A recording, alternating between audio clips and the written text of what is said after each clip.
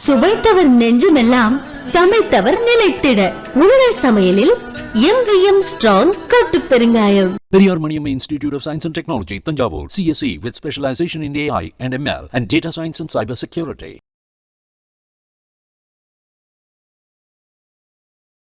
மின்னம்பலம் நேயர்களுக்கு வணக்கம். தமிழக வெற்றி கழகத்துடைய கொடியை அறிமுகப்படுத்தி ஏற்றியிருக்கிறார் அக்கட்சியுடைய தலைவர் திரு விஜய் அவர்கள். அவருக்கு எங்களுடைய வாழ்த்துக்களை தெரிவித்துக் கொள்கின்றோம். அடுத்த கட்டமாக பார்த்தோம் அப்படின்னா, வெளியிடப்பட்ட அந்த கொடியாக இருக்கட்டும், அதனை ஒட்டி வெளியிடப்பட்ட பாடலாக இருக்கட்டும், சூசகமாக இது எதை குறிக்கிறது, எந்த சித்தாந்தத்தை விஜய் எடுத்து செல்ல போகிறார் அப்படிங்கிற கேள்வியை எழுப்பியிருக்கிறது. இதை பற்றி மாநாட்டில் கூறுவேன் அப்படின்னு அவர் விளக்கம் கொடுத்திருக்கிறார். இருந்தாலும் இது எதனுடைய குறியீடு பார்க்கப்படுகிறது அப்படிங்கிறது ஒரு விஷயமாக பார்க்கப்படுகிறது. இன்னொரு பக்கம் பார்த்தோம் அப்படின்னா, மாநாட்டுக்கு இடம் ஒதுக்கீடு பண்றதுலேயே சரி, இடம் தேர்ந்தெடுக்கிறதுலேயே சரி நெருக்கடி இருந்தது அப்படிங்கிறது ஒரு பேசு பொருளாக இருந்தது. அப்ப அவரால் யாருக்கு நெருக்கடி, அவருக்கு யாரால் நெருக்கடி, வருகின்ற 2026 தேர்தல் களம் விஜய் வரவால் மாறுமா போன்ற பல கேள்விகளை உள்ளடக்கி விவாதிக்க இருக்கின்றோம். நமது அரங்கத்திற்கு வந்திருக்கிறார்கள் விருந்தினர்கள். அரசியல் விமர்சகர் திரு பொன் வில்சன் அவர்கள், தமிழக வெற்றி கழகத்துடைய செய்தி தொடர்பாளர் திரு ராம்குமார் அவர்கள், பேராசிரியர் மஞ்சுளா அவர்கள். விருந்தினர்களுக்கு வணக்கம். முதல் கேள்வியை நான் பொன் வில்சன் அவர்களிடமிருந்தே ஆரம்பிக்கிறேன். வெளியிடப்பட்ட அந்த கொடி, அடுத்து அதனை ஒட்டி பாடல், இது எந்த கொள்கை சித்தாந்தத்தை அவர் எடுத்து செல்ல போகிறார் அப்படிங்கிறதுக்கு ஒரு குறியீடு அதில் இருக்குதா? விஜய் அவர்கள் ஒரு ஆண்டு கணக்காகவே அரசியலுக்கு வரணும் அப்படின்ற ஒரு எண்ணத்தோடு இருக்கிறார் அப்படின்ட்டு தான். ஏன்னா தன்னுடைய ரசிகர் மன்றத்தை மக்கள் இயக்கமாக மாற்றி நலத்திட்டங்கள் செய்கிறது, அப்புறம் மாணவ மாணவிகளுக்கு உதவிக்கரம் நீட்டுறது அப்படின்னு தொடர்ந்து அவர் நிறைய திட்டங்கள் தன்னுடைய ரசிகர் மன்றத்தில் மக்கள் நல பணி இயக்கம் மாதிரி ஆரம்பித்து அதை செய்துட்டு இருந்தார். இப்போது பிப்ரவரியில் ஒரு கட்சி ஆரம்பித்து நேரடி அரசியலுக்கு இந்த களத்துக்குள்ளே வந்துட்டார். ஏற்கனவே கிட்டத்தட்ட 62 படங்கள் கதாநாயகனாக நடிச்சிருக்கார் அவர். இப்போ வரும்பொழுது அவர் கட்சி கொடியை சின்னத்தை நம்ம பேரை பதிவு பண்ணியாச்சு. இப்போ கொடியை அறிமுகப்படுத்தியிருக்காரு, மாநாடு நடத்தணும்னு இருக்கார். ஆனால் என்ன ஒரு விஷயம்னா, அவர் கடந்த நாடாளுமன்ற தேர்தலை சந்திக்காமல் என்னுடைய இலக்கு 2026 தேர்தல் தான், சட்டமன்ற தேர்தல் தான் அப்படின்ற இலக்கில் அவர் தெளிவாக இருந்துட்டார். இப்போ இந்த கொடியை அறிமுகப்படுத்தும் பொழுது இப்போ நம்ம எல்லாம் எதிர்பார்க்குறது என்னென்னா, அவருடைய அடையாளம் என்ன, அவருடைய கொள்கை சித்தாந்தம் லட்சியம் அப்படின்றத விட இன்றைக்கு இருக்கிற கட்சிகளில் தேசிய கட்சிகளோ அல்லது மாநில அளவிலான கட்சிகளோ இதையெல்லாம் விட அவருடைய சித்தாந்தம், அவருடைய தனிப்பட்ட அடையாளம் என்ன அப்படின்றத நம்ம கேள்வி. ஒரு கட்சி வரும்பொழுது, பிறக்கும் பொழுது மற்ற கட்சிகளோட எந்த விதத்தில் அவங்க வேறுபடுத்தி இருக்கிறாங்க அப்படின்றது தான். இப்போ இவருடைய கொடி அறிமுகத்தில் பார்த்திங்கன்னா, அந்த ஒரு பாடல் ஒன்று அறிமுகப்படுத்தினார். அந்த பாடலில் ஒருவேளை இதை சொல்கிறாரோ அப்படின்னு நம்ம யூகிக்கிறோம். என்னென்னா, தமிழன் கொடி பறக்குது, தலைவன் யுகம் பிறக்குது அப்படின்றாரு. அப்போது தமிழர்களுக்கான ஆட்சி, தமிழர்களுக்கான மாநிலமாக இது இருக்கணும் அப்படின்றதுக்காக அந்த ஆட்சி கட்டில் சுத்தமாக தமிழன் மட்டும்தான் உட்காரணும் அப்படின்ற ஒரு எண்ணத்தோட கட்சி முதல் சித்தாந்தம் அதான் இருக்குமோ, தமிழர்களுக்குத்தான் உரிமை இருக்க வேண்டும் ஆள்வதற்கு அப்படின்ற தமிழ் தேசியத்தை முன்னெடுப்பதற்கு வாய்ப்புகள் இருக்கு அப்படிங்கிறீங்களா? விட தமிழ் தேசியம்ன்றது ஒரு எக்ஸ்ட்ரீம் ஸ்டெப் அது.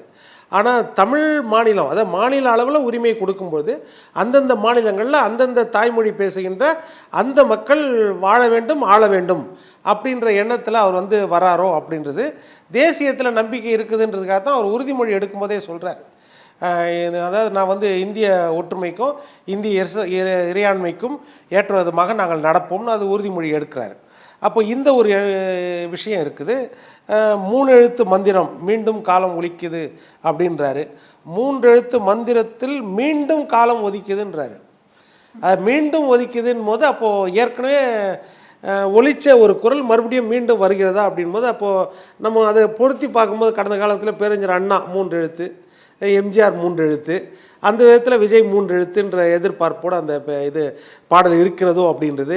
இன்னொரு சித்தாந்தம் என்னென்னா, இலங்கை தமிழர்கள் விஷயத்தில் அவர் ஒருவேளை அக்கறை காட்டுவாரோ அப்படின்ற மாதிரி. ஏன்னா அதில் அந்த பாடலில், ஏன்னா அந்த பாடல் எழுதும்போது இவருடைய ஒப்புதல் இல்லாமல், இவருடைய அங்கீகாரம் இல்லாமல் அது வெளியே விட வாய்ப்பில்லை. அப்போது மக்களோடைய, அதாவது மக்களோட தொப்புள் கொடியில் முளைச்ச கொடியும் பறக்கிறது, நம்ம தொப்புள் கொடி உறவுன்னு இயற்கையாக சொல்லிட்டு இருக்குது இலங்கை தமிழர்களை தான் இப்போ காலகாலமாக சொல்லிட்டு இருக்குது. அப்போது அந்த தொப்புள் கொடியில் உறவில் முளைச்ச கொடியும் பறக்கிறது அப்படின்றாரு. அப்போது அந்த தமிழர்களுக்காக, இலங்கை தமிழர்களுக்காக அவங்க எப்படி அங்கே உரிமையை கொண்டாடுறாங்களோ அந்த உரிமையை நம்ம பெற்றுத்தரணும் அப்படின்ற எண்ணத்தில் இருக்காரோ? இதெல்லாம் எப்படின்னா ரொம்ப ஓவர் எக்ஸ்ட்ரீம் லெவல்ல நம்மளே அதை கற்பனை பண்ணுற மாதிரி இல்லை. அது எப்படின்னா அவர் வந்து லட்சியங்கள், என்னுடைய கொள்கைகள் எல்லாமே வந்து மாநாட்டில் தான் சொல்லுவேன். இந்த கொடியை பற்றிய வரலாறை கூட நான் மாநாடுல தான் சொல்லுவேன். அதில் நிறைய இருக்குது. இது புயலுக்கு பின்னால் வர அமைதி, ஆரவாரம் எல்லாம் இந்த கொடியின் வரலாறு பின்னாடி இருக்குது. ஆனால் அதெல்லாம் கூட அப்போ தான் சொல்லுவேன்ட்டார். அப்போ நம்ம சில விஷயங்களை யூகிக்க வேண்டிய இருக்குது இல்லையா? இங்கே சொன்னது வந்து அந்த பாடல் தான் முக்கியத்துவம் பெற்றது. அப்போ அதுலேருந்து யூகிக்கணும். அப்படின்னா ஆதிக்குடியை காக்கும் கொடின்றார். இப்போ ஆதிக்குடி அப்படின்றது தமிழ் குடி. அப்போ அந்த ஆதிக்குடியை காக்கும் கொடி இது அப்படின்னா எந்த இடத்துல கூட தப்பித்தவரை கூட திராவிடம் அப்படின்ற வார்த்தை எதுலேயுமே வரல. அப்போது கொடி விஷயத்துலையும் சரி, சித்தாந்த விஷயத்துலையும் சரி, கட்சி பெயர் விஷயத்திலும் சரி, இன்றைக்கு அந்த பாடல் விஷயத்திலும் சரி, எந்த இடத்துலையும் திராவிடம் அப்படின்றது வரல. அப்போ திராவிடம் அப்படின்றத புறக்கணிச்சிட்டு அவர் தமிழர்களுக்கு முக்கியத்துவம் கொடுக்கணும் அப்படின்ற ஒரு எண்ணத்தோடு இருக்கிறாரோ அப்படின்றது தெரியல. அப்புறம் இந்த கொடி விஷயத்தில் எடுத்துக்கிட்டிங்கன்னா அதே மாதிரி சிகப்பு மஞ்சள் அப்படின்றது அதுக்கு முன்னாடி இப்போ ஏற்கனவே திராவிடத்தை எதிர்த்து அப்படின்னு நம்ம எடுத்துட்டா கூட அந்த மாணவர்களுக்கு அவர் வந்து விருதெல்லாம் கொடுத்தாரு இல்லையா? அப்போ வந்து பெரியார், அண்ணா ஆகியோரையும் நீங்க படிங்க அப்படின்னு சொன்னாரு. அப்போ அவர் கொஞ்சம் திராவிடத்தையும் சேர்த்து தான் பார்க்குறாரோங்கிற பேச்சு அப்போ எழுந்தது. அப்போ இவங்களையெல்லாம் தவிர்த்துட்டு எப்படி நம்ம போக முடியும்? இல்லை, தனிப்பட்ட தலைவர்களை போற்றி வணங்குவது வந்து எல்லாருக்கும், மாற்று கட்சியில் இருக்கிற தனிப்பட்ட தலைவர்கள் கூட ஒரு புரட்சிக்காகவோ எழுச்சிக்காகவோ பெண்ணுரிமைக்காகவோ பாடுபட்டிருப்பாங்க. ஆனால் திராவிட சித்தாந்தம் அப்படின்றது வேற. அதுதான் திராவிடம்ன்றது ஒரு எல்லைகளுக்குள்ளே இருக்கிறதா, இல்லைன்னா வந்து அது வந்து ஒரு சித்தாந்தமா, ஒரு கொள்கையா, இல்லைன்னா மக்களை கணக்கில் எடுத்ததா, இல்லைன்னா அது ஒரு மொழி பேசும் இலக்கணம் கொண்டதா அப்படின்ற மாதிரிலாம் நிறையா இருக்குது. இப்போ கால்டுவெல் சொன்ன மாதிரி அப்படின்ற மாதிரிலாம் நிறையா இருக்குது. அதனால் அதெல்லாம் இல்லாமல் அந்த தலைவர்கள் போற்றக்கூடிய தலைவர்கள் தான், இல்லைன்னு சொல்ல, அதில் மறுக்கல அவர். அதனால் அதை வந்து எடுத்துக்கிறாரு. அதுக்காக அந்த சித்தாந்தத்தை எடுத்துக்கிறாரு அப்படின்றது கிடையாது. அப்படின்ற ஒரு விஷயமும் இருக்கலாம். அப்புறம் அந்த கொடியில் பார்த்திங்கன்னா 2 கலர் வருது, ஒன்று சிவப்பு, ஒன்று மஞ்சள். இது வந்து எப்படின்னா சிங்கள கொடியிலையும் அதே மாதிரி தான் இருக்கும். இதை இலங்கை விடுதலை புலிகள் கொடியிலையும் வந்து சிகப்பு இருக்கும், நடுவில் மஞ்சளில் தான் அந்த சுற்றி இருக்கிற தோட்டாக்களும் அப்புறம் அந்த புலி சின்னமும் மஞ்சளில் தான் இருக்கும். அந்த இரண்டும் ஒருவேளை இந்த வரலாறுலாம் ஏற்கனவே இப்போ சொல்ல வேண்டியது வரந்தாலும் வரலாம், மாநாட்டில் அப்படி இருக்கலாம். இதில் வந்து 28 நட்சத்திரங்கள் சுற்றி போடப்பட்டிருக்குது. அந்த நட்சத்திரங்களில் 5 நட்சத்திரங்களில் வந்து நீல கலர் இருக்குது, மீதி 23 நட்சத்திரங்களில் பச்சை கலர் இருக்குது. அதை வந்து திலகம் அப்படின்னு குறிப்பிடுறாரு.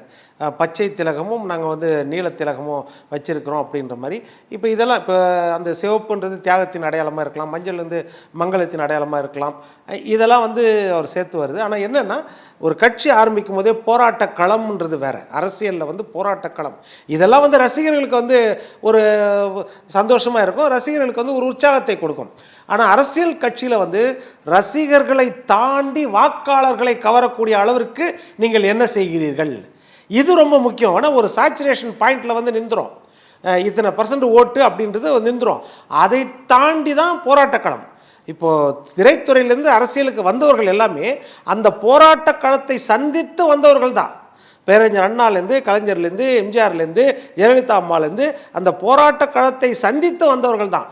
போராட்ட களத்தை சந்திக்காமல் அரசியலுக்கு நேரடியாக வந்தவர்கள் அத்தனை பேரும் கசப்பான அனுபவம், தோல்வியை தான் சந்தித்திருக்கிறார்கள். அது நம்மளுக்கு தெரியும்.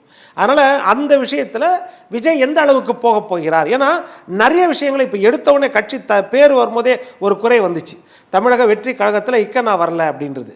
ஆனால் இலக்கண பிழை, இக்கனா வந்திருக்கணும்னு அது சரி முதலில் மின்னம்பலம் தான் அதை குறிப்பிட்டு. ஆமாம் ஆமாம், அதை வந்து வந்துருச்சு மறுபடியும். இப்போ எப்படின்னா இப்போ யானை சின்னம் போது பகுஜன் சமாஜ் இப்போ அவர்கள் வந்து கிளைம் பண்ணியிருக்காங்க, எங்களுக்கு வந்து நாங்கள் தேசிய அளவில் இருக்கிற கட்சி, எங்களுடைய யானை சின்னம் வந்து இந்த கட்சி கொடியில் பிரதிபலிக்குது, நாளைக்கு அந்த சின்னம் வந்து பெரிய பிரச்சனையாக இருக்கும், அதனால் நாங்கள் வந்து வேண்டுகோள் விடுக்கிறோம், இது நீங்கள் கேட்டுக்கல அப்படின்னா நாங்கள் தேர்தல் கமிஷனில் முறையிடுவோம், அவங்களும் கேட்டுக்கலன்னா நாங்கள் வழக்கு தொடுப்போம். இப்போ இந்த பிரச்சனை இது வந்து நிர்வாக ரீதியான பிரச்சனை. மக்கள் மத்தியில் இருக்கிற பிரச்சனை நிறைய இருக்குது. அதில் வந்து தேசிய பிரச்சனையோ மாநில பிரச்சனையோ இவருடைய கருத்து என்ன, ஆர்ப்பாட்டம் என்ன, போராட்டம் என்ன, அது ரொம்ப முக்கியமானது. இப்போ நீங்கள் எடுத்துக்கிட்டிங்கன்னா இன்றைக்கு மையப்பொருளாக இருக்கிறது ஜாதிவாரி கணக்கெடுப்பு.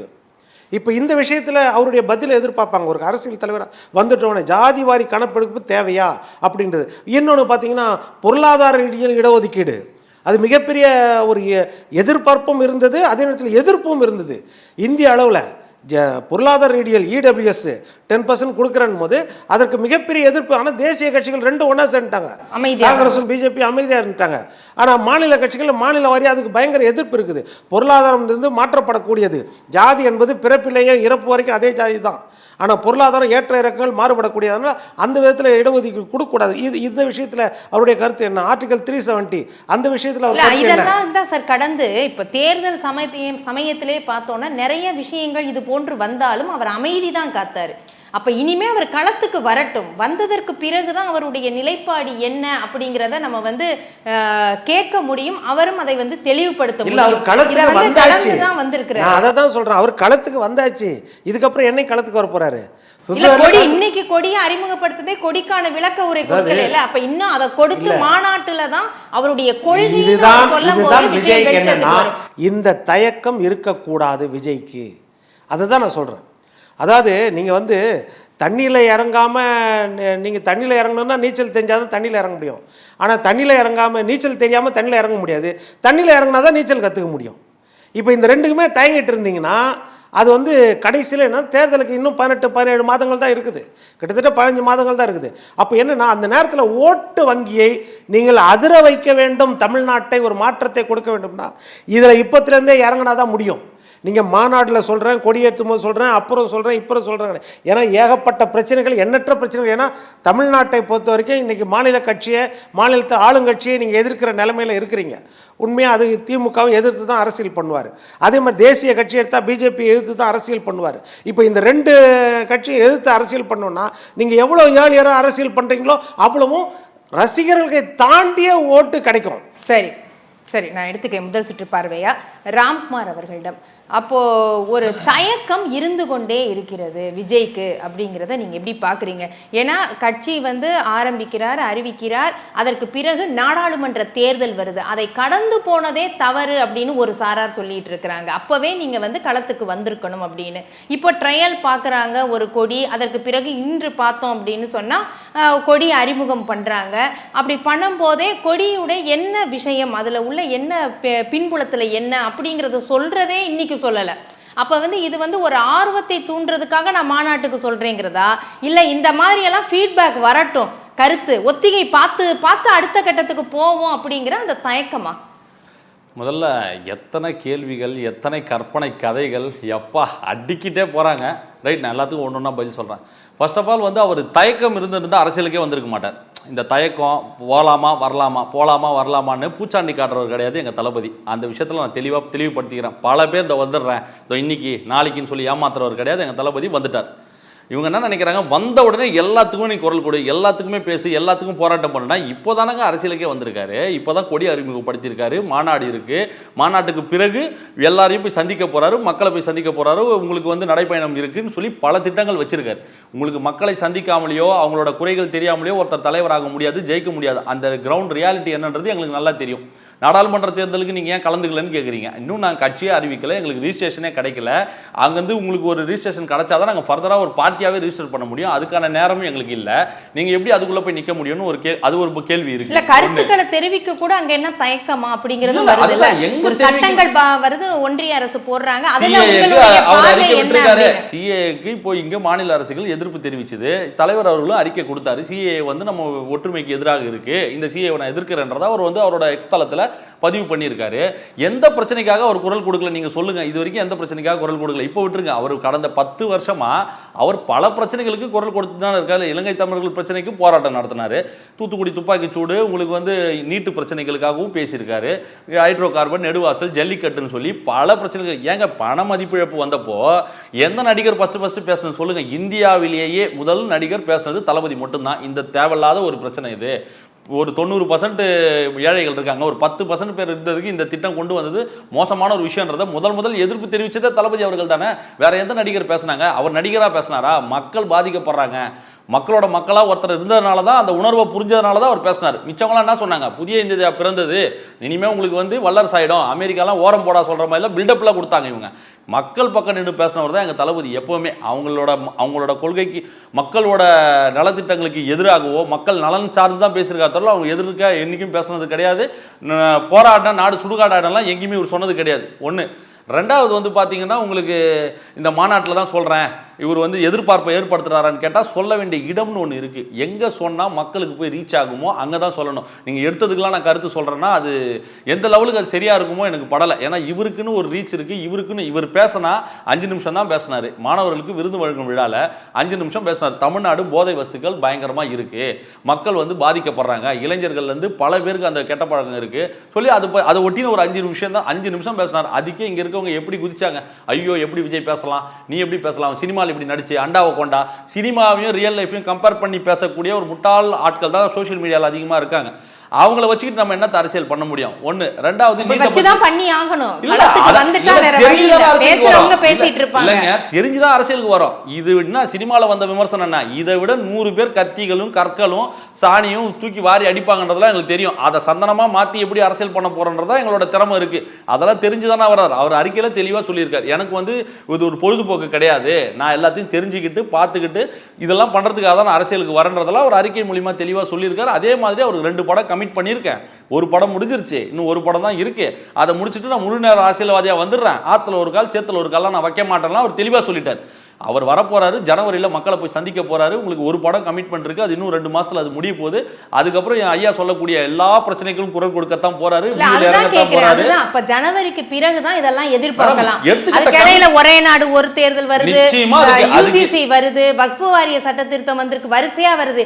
இன்னும் என்ன சட்ட திருத்தமோ இல்ல மக்களுக்கு விரோதமான ஏதாவது சட்டங்களோ வந்தா கூட வாய் திறக்க மாட்டாரு. ஜனவரிக்கு தான் வாய் திறப்பாரு. கிடையாது, மாநாடு அடுத்த மாசம் இருக்குல்ல. உங்க கேள்விகளுக்கு அதுக்கான பதில் வரப்போகுது இல்ல. இதில் நடந்த இந்த பிரச்சனைகளா இருக்கட்டும், ஒரே நாடு ஒரே திட்டம், இது தமிழ்நாட்டில் யாருமே ஏற்றுக்க போறது கிடையாது. ஒரே உணவு சாப்பிடணும், ஒரே ட்ரெஸ்ஸை போடணும், ஒரே சாமியை கும்பிடணும் சொன்னா நீங்க ஏற்றுப்பீங்களா? நம்ம ஏற்றுப்போமா? ஒவ்வொருத்தருக்கும் ஒவ்வொரு தனிப்பட்ட கலாச்சாரம் இருக்கு, கொள்கை இருக்கு, கோட்பாடு இருக்கு. இது சுதந்திர நாடுங்க. இது இங்க யாருக்கு விருப்பப்பட்ட சாமியை கும்பலாம், விருப்பப்பட்ட சாப்பாடை சாப்பிடலாம். நீ இதை தான் பண்ணணும் அதான் பண்றதுக்கு யாருமே ஏற்றுக்க மாட்டாங்க. அது உணர்வு சார்ந்த ஒரு விஷயம். புரியுதுங்களா? வீட்டுக்குள்ள இருக்கும்போது நீ சாமி கும்பிடு என்ன வேணா பண்ணிக்க, வெளியே வரும்போது தமிழ்னாவா இந்தியனாவா, இதான் எங்க கொள்கை. புரியுதுங்களா? மாநாட்டில் அவர் நிச்சயமா உங்க கேள்விகளுக்கு பதில் சொல்ல போறாரு. பிறகு அவர் பேசுவாரு, முழுமையாக களத்துக்கு வருவார். எடுத்துக்கிட்ட கமிட்மெண்ட்டை முடிக்கணும். ஒரு படம் இருக்கு, லட்சங்கள்ல கோடிகள்ல முதலீடு போட்டு தயாரிப்பாளர் காத்துக்கிட்டு இருக்காரு, ஒரு கமிட்மெண்ட்டை கொடுத்துட்டாரு. அதை முடிச்சுட்டு தானே வெளியே வர முடியும். ஒரு நாள் கால் ஷீட் என்பது, ஒரு நிமிஷம் என்பது அவருக்கு எத்தனை லட்சங்கள்ன்றது உங்களுக்கு தெரியும். நம்ம பணத்தை ஒன்றும் போட்டு படம் எடுக்கல, இன்னொருத்தரோட பணம், அது அவருக்கு நஷ்டமாயிடக்கூடாதுன்றதுல ஒரு கவனமா இருக்காரு நம்ம தளபதி. அதை முடிச்சுட்டு ஜனவரிக்கு பிறகு அவர் முழு நேரம் அரசியல்வாதி இறங்கினதுக்கு அப்புறம் ஐயா வைக்கக்கூடிய அனைத்து குற்றச்சாட்டுகளுக்கும் பதில் தளபதியே கொடுப்பார். இப்ப கால அவகாசம் அப்படிங்கிறதே குறைவா இருக்கு, கடந்து போயிடும் 2026 வர்றதுக்குன்னு. அதற்குள்ள நீங்க வந்து முழுமையாக சென்று அடைந்துட முடியும் நம்பிக்கை இருக்கா? போட்டாச்சு, அதுக்கான செயல் திட்டங்கள் பண்ணியாச்சு. எப்படி போய் மக்களை சந்திக்கணும், எத்தனை ஊருக்கு போகணும், எப்படி நடைப்பயணம் மேற்கொள்ளணும், அதுக்கான பாதுகாப்பு மெஷர்மெண்ட் என்ன. இந்த மாநாடு போடுறதுக்கே பர்மிஷன் கொடுக்க மாட்டாங்க. 1 லட்சம் 2 லட்சம் பேர் வந்தால் பரவாயில்ல, இவர் கண்ணா செஞ்சா 10 லட்சம் பேர் கிட்ட வந்து நிற்பான். அதுக்கான இடம் தேவை, பாதுகாப்பு ஏற்பாடு தேவைகள் இருக்கும்போது இதுக்கே இவ்வளோ பிரச்சனை இருக்குது. நீங்கள் மற்ற நடிகர் மாதிரியோ மற்ற அரசியல் கட்சி தலைவர் கூட இவரை கம்பேர் பண்ணாதீங்க. இப்போ அண்ணன் சீமான் அவர்களை பற்றி சொல்கிறாரு, அவர் 15 வருஷம் கத்தி பேசி இன்னைக்கு போராட்டங்கள் சிறைன்னு அவ்வளோ சந்திச்சு இந்த 8.2% வாக்கு வங்கி வாங்குறதுக்கே அவருக்கு 15 வருஷம் தேவைப்பட்டது. நம்ம தலைவர் வந்து இந்த பார்ப்பா கட்சி ஆரம்பிச்சிருக்கா, எல்லாரும் வந்து சேர்ந்துக்கணும்னு ஒரு வீடியோ போட்டார். உங்களுக்கு ஒரு வாரத்தில் 60 லட்சம் பேர் சேர்ந்துருக்கிறான். பிராண்டுங்க இவர் பேசினா தமிழ்நாடு மட்டும் இல்லை, இந்தியா முழுக்க அது வந்து உங்களுக்கு வந்து பிரேக்கிங் நியூஸாக போகுது. இவருக்கான ஃபேஸ் வேல்யூன்றது வேற. இன்னும் மக்களை சந்திச்சு இவர் பேச ஆரம்பிச்சு மக்கள் பிரச்சனைகளை போராட ஆரம்பிச்சார்னா மக்கள் எப்படி திரண்டு வராங்கன்றது மட்டும் பாருங்க. 26ல் இவரை தவிர்த்துட்டு உங்களால் அரசியல் செய்யவே முடியாது, தவிர்க்க முடியாத ஒரு இடத்துக்கு இவர் போக போறார். 26 உங்களுக்கு அது ப்ரூவ் பண்ணும். சரி, தமிழர் அப்படிங்கிற விஷயங்கள் அதிகமாக இருக்கிறதா இதுல வெளியில வருது. இல்ல தப்பு கிடையாது, இது முக்கியமான உணர்வு தான். ஆனா இதுல இப்ப வில்சன் சார் சொல்ற மாதிரி மற்ற கட்சிகள்ல இருந்து எந்த இடத்துல மாறுபடுவோம் அப்படின்னு இருக்கு. ஏற்கனவே நாம் தமிழர் கட்சி பேசிக்கிட்டு தான் இருக்கிறாங்க தமிழர் அப்படிங்கறத. அப்ப அதையே முன்னெடுக்கிறது அப்படிங்கறதுல அந்த வழி சரியான வழி அப்படின்னு விஜய் போறாரு.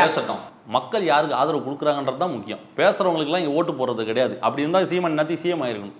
அப்படி கிடையாது நான் சொல்ல வர்றது. யார் இவர் பேசினா ஓட்டு விழுகுங்கிறீங்க, மக்கள் ஆதரவு இருக்குன்னு சொல்ல வரேன் நான். அது வாக்கா மாறும்போது தான் தெரியும். நிச்சயமா சீமான் பேசி சாதிக்காததை விஜய் பேசி சாதிச்சிருவாரு. ரெண்டு பேரும் சேர்ந்தும் சாதிப்பாங்க, தனித்தனியாவும் சாதிப்பாங்க. அது காலம் பதில் சொல்லும். நான் என்ன சொல்ல வரேன்னா, இங்க யாருக்கு வேல்யூ இருக்குன்றது தான் முக்கியம். நீங்க யாருனாலும் வந்து எதுகை முனையில பேசிடலாம், அண்ணாவாக முடியாது. புரியுதுங்களா? நான் என்ன சொல்ல வரேன்னா, அவங்கவுங்களுக்குன்னு ஒரு தனி ஃபேஸ் வேல்யூ இருக்குது, அவங்கவுங்களுக்குன்னு ஒரு சக்தி இருக்குது. எங்கள்கிட்ட வந்து திமுக அதிமுக இணையான கட்டமைப்பு இருக்குது. நாங்கள் சும்மா வாய் குளிச்சதோ மாங்காய் உங்களுக்கு ஒரு வார்டு முதற்கொண்டு எங்களுக்கு பார்ட்டி இருக்குது, எங்களுக்கு வந்து உறுப்பினர்கள் இருக்காங்க. நீங்கள் தமிழ்நாட்டில் எந்த மூளைக்கு குக்கிராமத்தில் கூட போங்க, உங்களுக்கு எங்களோட போர்டு இருக்கும், எங்களோட இயக்கம் இருக்கும், எங்களோட கொடி அங்கே பறக்கும்.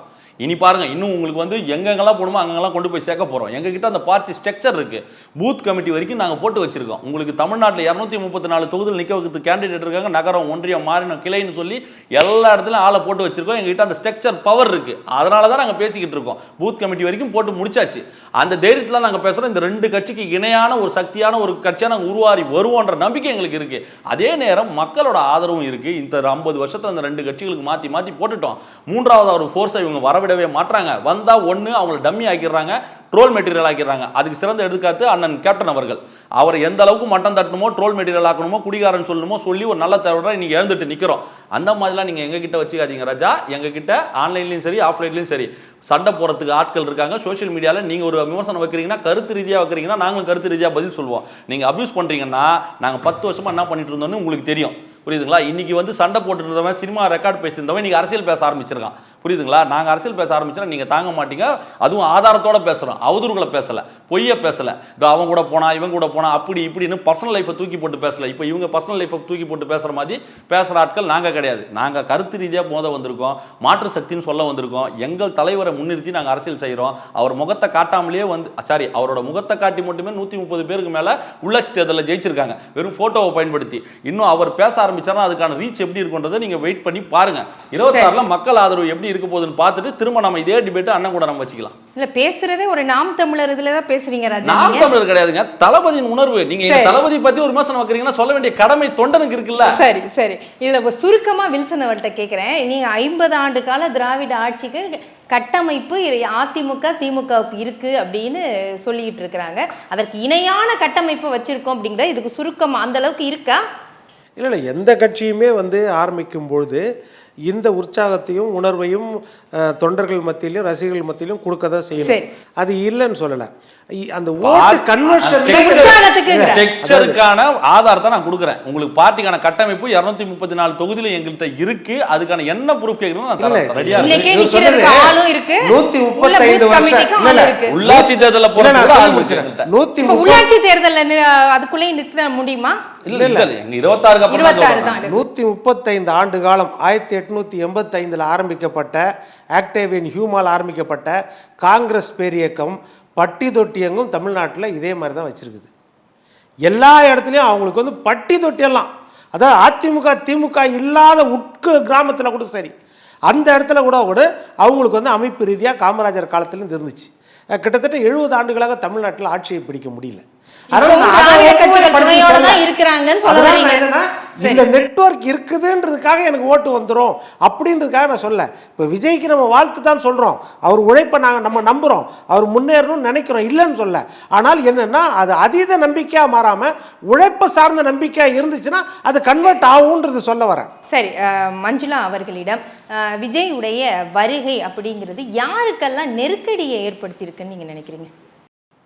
யாருக்கு அப்படின்னு சொன்னால், அநேகமாக கொஞ்சம் இன்றைக்கி தான் வந்துட்டு நாங்கள் வந்து மாநில தகுதி பெற்றிருக்கிறோம் அப்படின்னு நினைக்கக்கூடியவர்களுக்கு, அப்புறம் கட்சியில் இருக்கக்கூடிய தொண்டர்கள் வந்து தொண்டர்கள் இல்லை, கட்சியில் இருக்கக்கூடிய தலைவர்கள் வந்து செதறி ஓடினாங்க, அவங்கள செதறடிச்சாங்க இல்லையா, அப்படிப்பட்ட கட்சிகளுக்கு ஒரு நெருக்கடியாக இருக்கலாம். மற்றபடி ஓப்பனாக சொல்லிடுங்களேன் என்ன கட்சின்னு.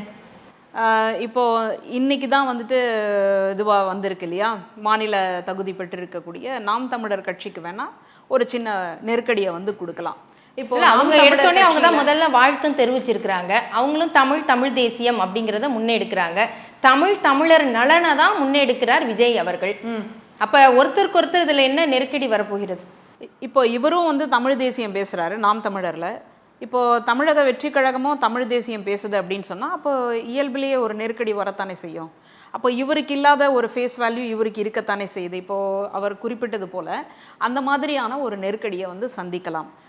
இன்னும் எஸ்டாப்ளிஷ் ஆகாமல் அல்லது நல்லா பேசி ஒரு ஆட்களை வந்து திரட்டி கடைசியில் ஒரு வெண்ணை வந்து கையில் திரண்டு வரும் பொழுது அந்த வெண்ணையை வந்து பறிகொடுத்த நிலையில் நல்லா பேசி ஆட்களை திரட்டிட்டு கடைசியில் பேசினதுக்கும் செயல்பாட்டுக்கும் சம்பந்தமே இல்லாத மாதிரி நடந்து கொள்ளக்கூடிய கட்சியாக இன்றைக்கி வந்து நாம் தமிழர் கட்சி மாறிடுச்சு. இப்போ இந்த சூழலில் இன்றைக்கி ரொம்ப பரவலான ரசிகர்களை பெற்ற, அதுலேயும் வயசானவர்கள்லேருந்து குழந்தைங்க வரைக்கும் பரவலான ரசிகர்களை பெற்ற ஒரு முகம் இன்றைக்கி நடிகன் அப்படின்ற ஒரு நிலையிலேருந்து இப்போ ஒரு அரசியல் தலைவராக பரிணாம வளர்ச்சி பெறும் பொழுது சரி என்னவா இருக்குமோ பார்க்கலாம். நம்ம தீபாவளி பொங்கலுக்கு வந்து புதுசாக வந்து ஆடைகளை ரிலீஸ் பண்ணுவாங்க. அது எப்படி இருக்குது என்னெல்லாம் தெரியாது, முதல்ல அதை போய் வாங்கணும் அப்படின்னு சொல்லி ஒரு கூட்டம் அலை மோதிட்டு வரும் இல்லையா, வந்து அதை உடுத்தி பார்த்ததுக்கப்புறமா தான் தெரியும் அப்படின்னு சொல்லலாம், இல்லைப்பா அட்டகாசம் அப்படின்னு சொல்லலாம். இப்போ அந்த நிலைமையில தான் தமிழக வெற்றி கழகம் அப்படின்றது வந்து இருக்குது.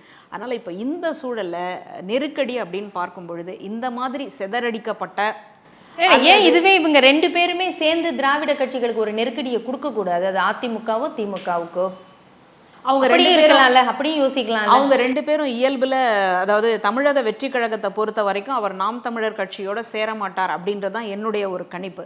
ஏன்னா பொதுவாக புதிய கட்சி தொடங்கக்கூடிய நடிகர்கள்லேருந்து பரிணாம வளர்ச்சி பெற்ற தலைவர்கள் தான் வந்துட்டு தனியாக நின்று தனக்கான ஓட்டு எந்த சதவீதம், தனக்கான ஆதரவு எப்படி இருக்குது அப்படின்றத நிரூபிக்கணும் அப்படின்றதுல அவங்களுக்கு மாற்று கருத்து இருக்க முடியாது.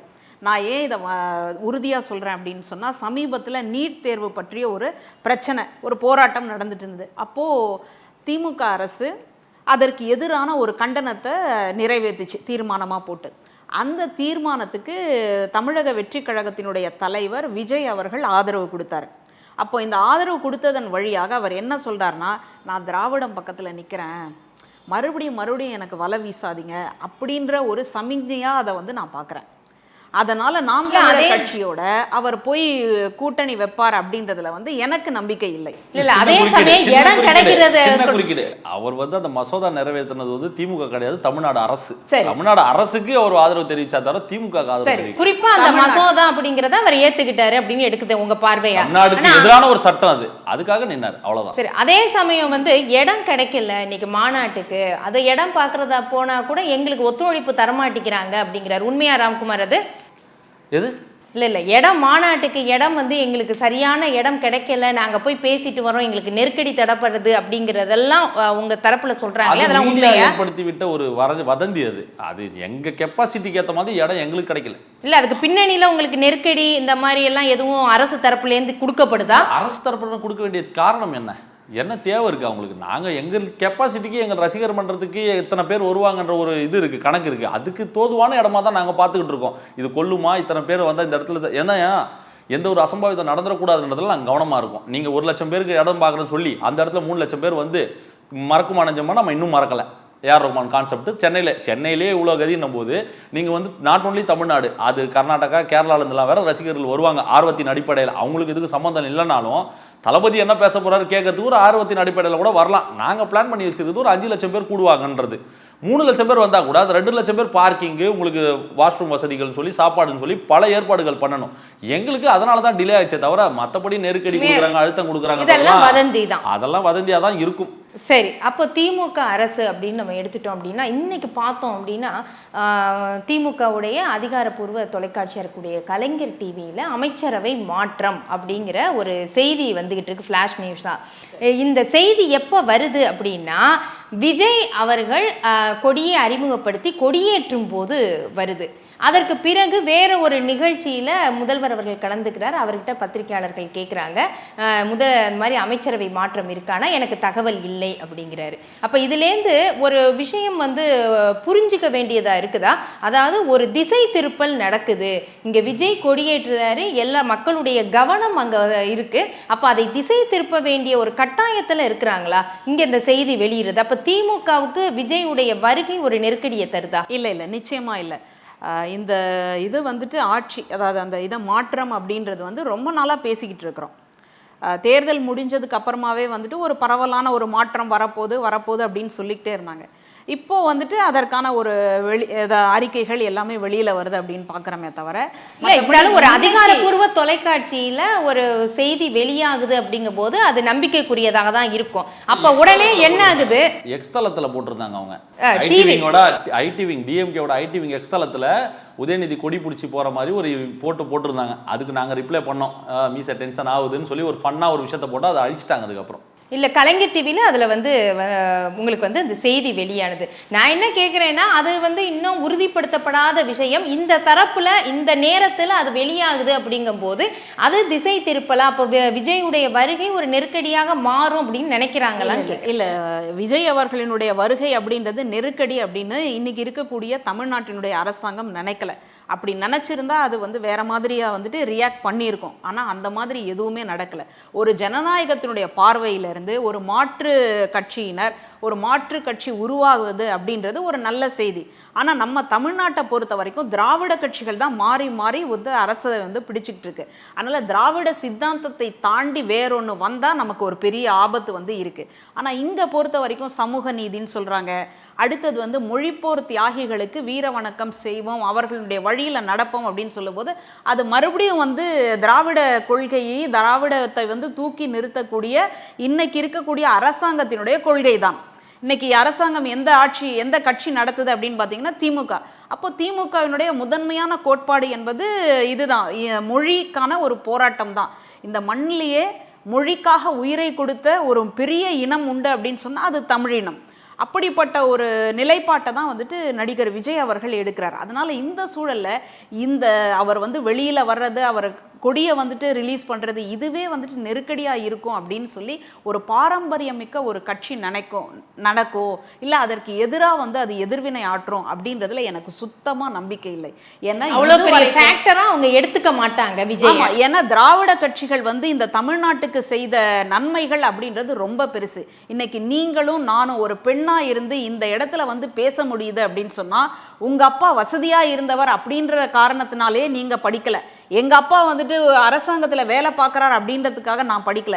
இதுக்கு முன்னாடி இந்த மண்ணில் பெரியார் போன்ற சீர்திருத்தவாதிகள் பெண்கள் படிக்கணும் அப்படின்னு சொல்லி நிறைய போராட்டங்கள் நடத்தி அதன் வழியாகத்தான் நமக்கு கிடைச்சிருக்கு. இன்னைக்கு உங்களுக்கும் எனக்கும் சொத்துரிமை கிடைச்சிருக்கு அப்படின்னு சொன்னா அது திமுக அரசு வந்துட்டு இந்த தமிழ்நாட்டினுடைய முதல்வராக பதவி எடுத்தப்போ போட்ட ஒரு கையெழுத்தின் காரணமாகத்தான்.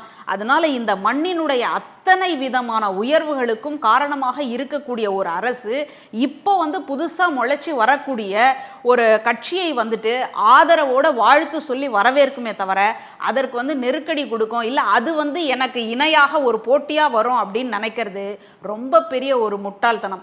அப்போ அந்த அளவுக்கு தரம் தாழ்ந்து போயிருக்கு அப்படின்னு தான் வந்துட்டு தரம் தாழ்ந்து அப்படிங்கிறீங்க நீங்க. தரம் தாழ்ந்துன்னு சொல்றது தவறான ஒரு சொல், நான் அதை வந்து திருப்பி வாங்கிக்கிறேன். அப்போ அந்த அளவுக்கு வந்துட்டு நம்ம எதுவுமே பண்ணலையோ அப்படின்ற ஒரு அச்சம் வந்தால் ஒழிய இப்படி வந்துட்டு ஒரு புதிய கட்சிக்கு வந்துட்டு கதவை அடைச்சி விடுறது, இல்லை அது வராமல் பார்க்கறது, சூழ்ச்சியில் இறங்குறது, இந்த மாதிரியான வேலைகளை ஒருபோதும் இன்னைக்கு இருக்கக்கூடிய அரசாங்கம் வந்து செய்யவே செய்யாது. ஏன்னா அந்த அளவுக்கு வந்துட்டு நலத்திட்டங்களை கொடுத்துட்டு இருக்கிறாங்க. இன்னைக்கு கூட நீங்கள் வந்து வீடுகளில் போய் பார்த்தீங்கன்னா ஏதாவது ஒரு வகையில், அதாவது பின்தங்கிய பொருளாதாரத்தில் பின்தங்கிய இன்னும் முன்னுக்கு வர முடியாத ஒரு சூழல் இருக்கக்கூடிய குடும்பங்களில் கேட்டிங்கன்னா ஒரு தவப்புதல்வன்னு சொல்லி நாங்கள் 1000 ரூபாய் வாங்கிட்டு இருக்கிறோம். அப்படி இல்லாட்டி புதுமை பெண் திட்டம் அப்படின்னு சொல்லி 1000 ரூபாய் வாங்கிட்டு இருக்கோம். இல்லை வந்துட்டு இது கலைஞர் உரிமை தொகை அப்படின்னு சொல்லி வாங்கிட்டு இருக்கோம். பெண்கள்லாம் வந்துட்டு விடியல் பயணம்னு சொல்லி போயிட்டு இருக்கோம். அப்படின்னு எல்லா நலத்திட்டங்களும் மக்களை நோக்கிய திட்டங்களாக இருக்கிறது. அதே சமயம் விலைவாசி உயர்வு இருக்கு, ஆமா, அப்ப சட்டம் ஒழுங்கு இருக்கு, இங்க பாதுகாப்பு, பெண்களுடைய பாதுகாப்பு அப்படிங்கிறது இருக்கு, இது அடுத்த கட்ட பிரச்சனைகள் இருக்கு, மின் உயர்வு இருக்கு. இதையும் சமாளிக்க வேண்டிய விஷயமா நம்ம பார்க்கணும். இதை நான் சுருக்கமா ராம்குமார்கிட்ட கேட்குறேன். நீங்கள் சொன்னீங்க ட்விட்டரில் வந்து டிஎம்கே ஐடிவிங் போட்டாங்க, நாங்கள் வந்து பதில் கொடுத்தோம் அப்படின்னு. இப்போ இந்த சோஷியல் மீடியாலேயே இது ரெண்டு திமுகவுக்கும் தமிழக வெற்றி கழகத்துக்குமே இடையில ஒரு பெரிய வார் நடந்துகிட்டு இருக்கு. அரசியலுக்கு தளபதி அவர்கள் வரப்போறன்னு சொன்ன நாள்ல இருந்தே திமுகவின் இணையவாசிகள்லாம் வந்து கதற ஆரம்பிச்சிட்டாங்க, கடிக்க ஆரம்பிச்சிட்டாங்க. என்னன்னா இது வரைக்கும் பாராட்டி பேசிக்கிட்டு இருந்த ஹேண்டில்ஸே அவர் விமர்சனம் பண்ணி பர்சனல் லைஃப் அட்டாக் பண்ணி எல்லாம் பேச ஆரம்பிச்சாங்க.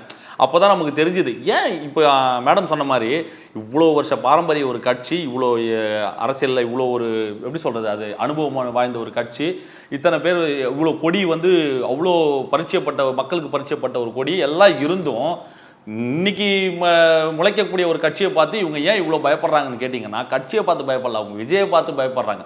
என்னன்னா கட்சி இந்த கொடியெல்லாம் செகண்டரி, இந்த விஜய் என்ற முகத்துக்கு தமிழ்நாட்டில் இருக்கக்கூடிய அந்த வரவேற்பு தான் அவங்களுக்கு ஒரு பயத்தை ஏற்படுத்தியிருக்குன்னு நான் நினைக்கிறேன். என்னன்னா திமுகவுக்கு என்றைக்குமே எதிர்ப்பு ஓட்டுகள் தான் ரொம்ப ஜாஸ்தி திமுகவில் இருந்திருக்கு. நான் பார்த்தது வரைக்கும், எனக்கு தெரிஞ்சது வரைக்கும் சொல்கிறேன், தவறாக இருந்தால் நீங்கள் திருத்திக்கங்க. எடப்பாடி அவர்கள் வந்து அம்மையார் ஜெயலலிதா மறைவுக்கு பிறகு காலி ஒன்றுமே இல்லைன்னு சொன்னதுக்கு பிறகும் எடப்பாடி அவர்கள் கிட்டத்தட்ட ஒரு 50லேருந்து 60 இடங்களுக்கு மேல் ஜெயிச்சிருக்காங்க. அவங்களுக்கு ஒன்றும் மக்கள் ஆதரவு சுத்தமாக போயிடுச்சுலாம் சொல்ல முடியாது. இவங்க வந்து கிட்டத்தட்ட வந்து ஜஸ்ட் பாஸ் பண்ணியிருக்கிறாங்கன்றது தான் அவங்ககிட்ட இருக்கிற ஒரு மிகப்பெரிய ஒரு பலம். அதுவும் கூட்டணி கட்சி இருந்ததுனால. புரியுதா? இப்போ ஏடிஎம்கேக்கு பெரிய கூட்டணி ஆதரவுலாம் இல்லை, சின்ன சின்ன கூட்டணி தான். இங்க இருக்க மாதிரி பலம் வாய்ந்த அண்ணன் திருமாவளவன் அவர்களோ மற்ற கூட்டணி போறாங்கன்னா எதை வச்சு போறாங்க? கூட்டணி கொள்கை ஒண்ணு திமுகவை நம்பி போறாங்க. கைட்டி விட்டுருந்தா அந்த பக்கம் போயிருப்பாங்க தான் என்னோட கருத்துன்னு சொல்ல வரேன் நான். இப்போ அவங்களுக்கு ஞான உதயம் வந்திருக்கு. இது கூட இருந்தா நம்மளால ஜென்மத்துக்கு ஜெயிக்க முடியாதுன்ற ஒரு பயம் இப்போதான் அதிமுக வந்திருக்கு. அவங்க அப்பயே கைட்டி விட்டுருந்தாங்கன்னா இன்னைக்கு ஒண்ணும் இல்ல. இப்போ மாநில தேர்தல் நடந்தது உங்களுக்கு, அந்த இடத்துல வந்து பாட்டாளி மக்கள் கட்சி கூட ஏடிஎம்கே கூட்டணி வச்சிருந்தாங்கன்னா இன்னைக்கு அந்த ரிசல்ட்டே வேற மாதிரி வந்திருக்கும். இல்ல உடனே நான் பாட்டாளி மக்கள் கட்சி மிஞ்சி போனா எத்தனை சதவீதம் இருக்கும் உங்களுக்கு? ஒரு 5 ல இருந்து 6 உடனே ரிசல்ட் மாறி போகுமா? 40 என்று சாத்தியம் இல்லைன்னு சொல்ல வரேன். இப்படி எடுத்துக்கலாம். ஆனால் வெற்றி அது யார் பக்கம் இருக்கும்? அது ஆளுங்கட்சி தாங்க வரும்.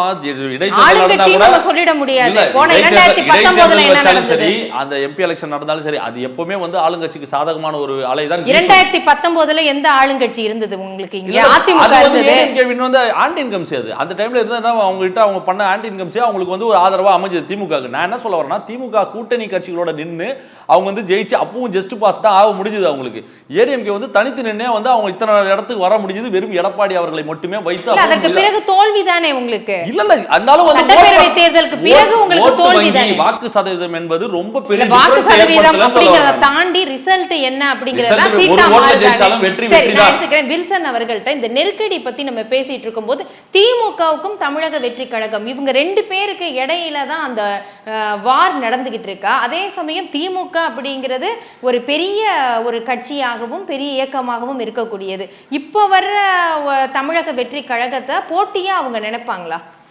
இல்லை, தமிழகத்தை பொறுத்த வரைக்கும் பார்த்திங்கன்னா தனிப்பட்ட முறையில் ஒவ்வொரு கட்சியும் நின்றால் கடந்த காலங்களில் நிரூபித்த ஒரு விஷயம் வந்து அதிமுகவுக்கு அதிக ஓட்டுன்றது. அதுதான் கடந்த காலத்தில் வந்து 2014லையும் சரி 2016லையும் நம்மளுக்கு தெரியும். அது ரிசல்ட் வந்து அதிமுக தனியாக நின்று ஜெயிச்சது, ஜெயலலிதா அவர்கள் இருக்கும்போது. ஆமாம், அதனால் தனியாக நின்று ஜெயிச்சது ஒரு கட்சியோட ஓட்டு. இப்போ நீங்கள் அது நாடாளுமன்ற தேர்தலையும் சட்டமன்ற தேர்தலையும் ஒப்பிடப்படுத்தக்கூடாது. 2019 தேர்தலில் வந்து 53,50,000 ஓட்டு வந்து திமுக கூட்டணி வாங்குச்சு. அதிமுக கூட்டணி வாங்கினது 30% ஓட்டு தான். அதே 2021 சட்டமன்ற தேர்தல் வரும்பொழுது 53% வாங்கி வச்சிருந்த இன்டாக்ட் சிந்தாத கூட்டணி திமுக கூட்டணி 46% வாங்குச்சு. கிட்டத்தட்ட 6.5லேருந்து 7% குறைஞ்சிச்சு. அதே அதிமுக கூட்டணியில் நம்ம தேசிய முற்போக்கு திராவிட கழகம் வெளியே போயிடுச்சு. அது போன பிறகு வந்து பிஜேபி பாட்டாளி கட்சி எல்லாம் இருந்துச்சு. ஆனால் 30% வாங்கினது 40% ஆச்சு. 75 இடங்கள்ல அவங்க ஜெயிச்சாங்க அந்த கூட்டணி. அதுதான் கூட்டணி. அமைச்சர் மத்திய இணையமைச்சர் எல் முருகன் சொல்லியிருக்காரு, நாங்க இல்லைன்னா எதிர்கட்சியா கூட அதிமுக இருந்திருக்காது அப்படின்னு அவர் சொல்றாரு. இப்ப அப்ப கூட்டணியில இருந்து வாங்கினாங்க. இல்ல, அதை நிரூபிச்சிருந்தா இந்த பாராளுமன்ற தேர்தலில் நிரூபிச்சிருக்கணும். அதை நிரூபிக்கலையே, அதை எல் முருகன் நிரூபிக்கலையே. கவர்னர்கள்லாம்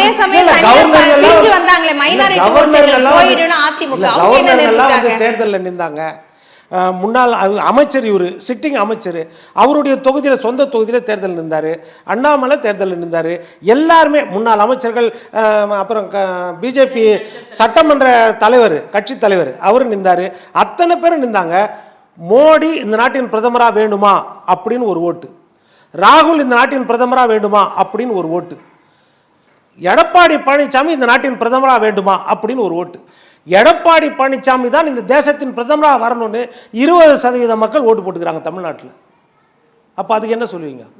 ஓட்டு போட்டுருக்காங்கல்ல 20% பிரதமரா வரணும் தானே. அவர் ஓட்டு போட்டவங்க பிரதமரா வரணும் மாத்தணும் இல்ல, தமிழ்நாடு மக்கள். நான் என்ன கேக்குறேன், அப்படி இருக்கிறவர் தனியா நிக்கிறவர் டெபாசிட் ஏன் அதிமுகவுக்கு காலியாச்சு? 3வது இடத்துக்கு அதிமுக அது வேற விஷயம். 2011 தேர்தல்ல பணம் நழுவி பாலில் விழும் காத்திருக்கிறேன்னு அப்பேற்பட்ட தமிழ் தலைவர் கலைஞர் கடைசி வரைக்கும் காத்திருந்தார். ஆனால் பணம் நழுவி மக்கள் நல கூட்டணியில் போய் விழுந்துச்சு கேப்டன் விஜயகாந்த். அதனால் தேர்தல் நேரத்தில் கூட்டணி வியூகம் ஒரு நேரம் வெற்றி பெறும், ஒரு நேரம் தோல்வி அடையும். அது நம்ம சொல்ல முடியாது. அது அதே மாதிரி தான் 13 வருஷம் எம்ஜிஆர் உயிரோடு இருந்த காலம் வரைக்கும் சட்டமன்றத்தில் கலைஞர் அவர்களோ திமுகவோ கோல வச்ச முடியல. அவர் மறைஞ்ச பிறகு தான் கோல வச்சுனாங்க. அதனால் அது வெற்றி தோல்வின்றது சகஜம், அது எல்லா காலத்திலையும் வரும். இப்போ நம்ம விஜய் அவர்கள் கட்சியில் என்ன சொல்ல வரேன்னா, இப்போ நம்ம சகோதரி கூட சொன்னாங்க, அவர் மொழிப்போர் தியாகிகளுக்காக, மொழிப்போர் தியாகின்ற வார்த்தையை அவர் பயன்படுத்தலை. உறுதிமொழியில் பார்த்தீங்களா, உறுதிமொழியில் அவர் படிக்கிற பாருங்க, நமது நாட்டின் விடுதலைக்காகவும் நமது மக்களின் உரிமைக்காகவும் தமிழ் மண்ணில் தீரத்துடன் போராடி உயிர் நீத்த எண்ணற்ற வீரர்களின் தமிழ் வீரர்களின் தியாகத்துக்காக தேசத்துக்கு சுதந்திரம் வாங்கி கொடுத்த தமிழ் வீரர்களின் தியாகத்தை நாங்கள் எப்போதும் போற்றுவோம். அடுத்த வரி